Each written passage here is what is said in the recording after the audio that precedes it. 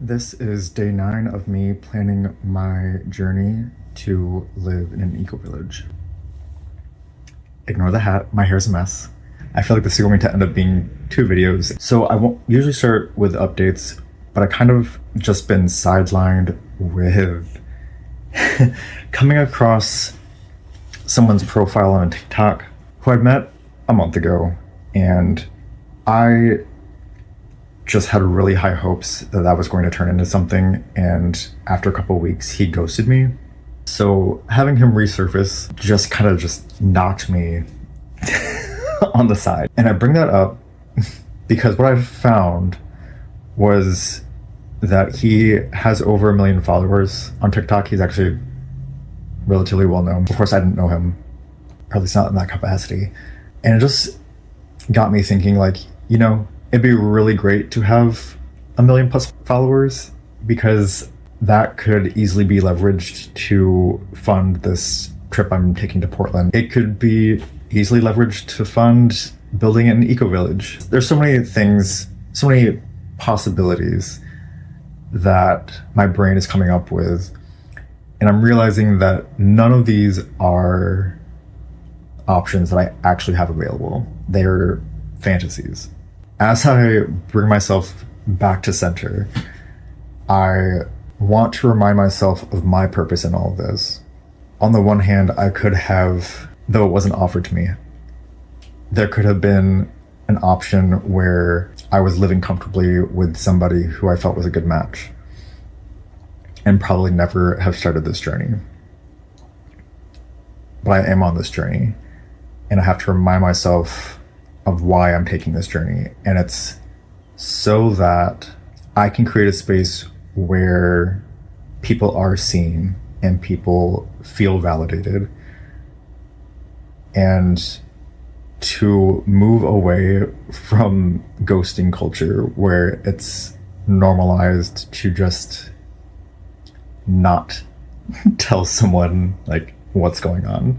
I want to cultivate healthy communication. I want to encourage that for the people who join me on my journey, people who find themselves in the eco-village that I eventually create. I want people to feel valued in their life, and valued in the things that make them unusual and quirky and unique and interesting, because we are interesting. I guess to wrap up that idea, I am building towards something. And when I ask for donations, it's more than just a donation, it's an investment into the future that I'm creating for myself and for the people who need that safe space.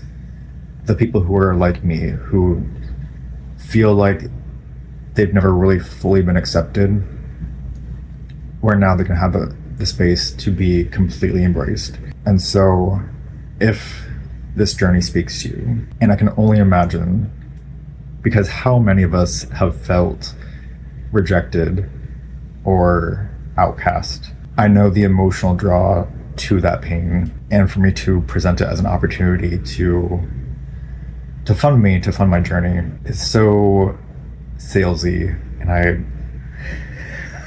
I still struggle with that. So if you would like to offer your support financially, please visit my Ko-fi page, ko-fi.com/Nathophil, Naythophyl. Now that we've got that out of the way, some good things have happened. I was able to go get lunch with my friend Dominic yesterday, and in that lunch, he offered to pay me to mow his lawn, which I think we were both kind of grateful for that exchange, because it definitely helps me to be able to find ways to support myself so that I'm not completely dependent on donations. And then, of course, he gets to have his lawn mowed. And if you are in the St. Pete, Tampa area and you do have odd jobs, please let me know.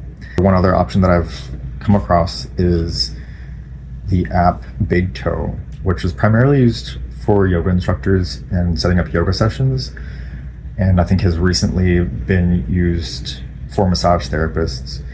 So I am on the Big Toe app if you are in the St. Pete Clearwater, Tampa area looking for a massage therapist. I do have a table. I could do massage at your home.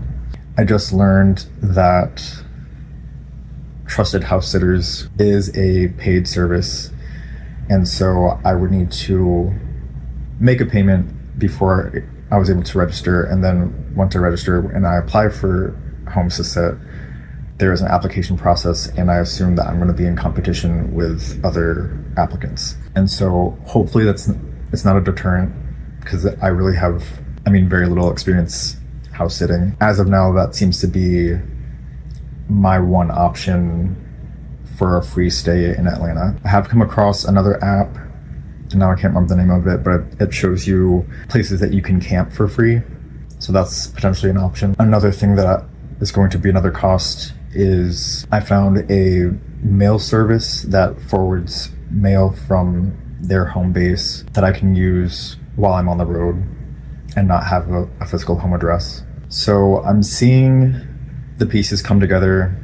I'm seeing how some of those pieces do have a cost. The question of how am I going to be able to afford all this is just getting heavier and heavier. I am optimistic though. I feel that I am resourceful enough to figure it out along the way if I need to.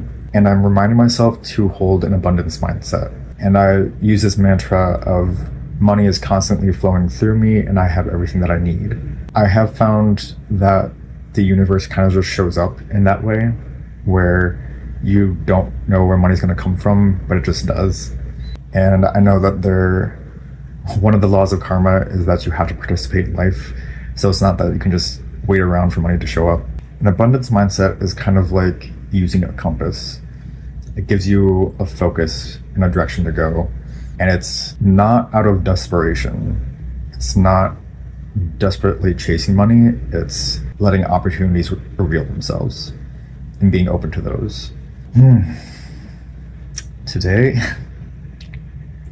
day 9. It's refreshing, slightly nerve-wracking, but refreshing to see all the things that I'm still able to do even though I don't have regular income. It kind of just reminds me, it's not the end of the world. I'm still alive. I still have a brain. I can still function. It really just comes down to mindset.